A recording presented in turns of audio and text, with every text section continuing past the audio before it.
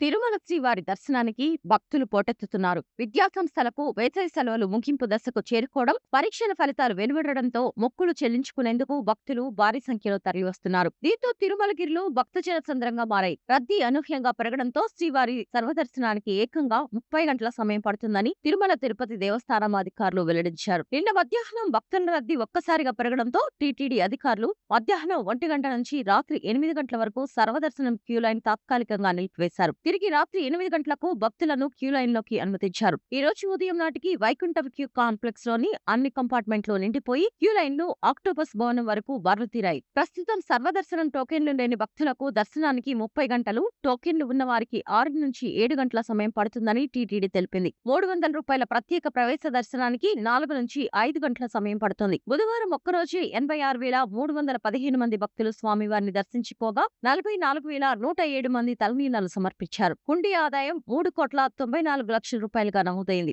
భక్తుల రద్దీ దృష్ట్యా టీటీడీ విస్తృత ఏర్పాట్లు చేస్తోంది. క్యూ లైన్లలోని భక్తులకు అన్నపానీయాలు అందిస్తూ ఎండల తీవ్రత దృష్ట్యా జాగ్రత్తలు తీసుకుంటోంది.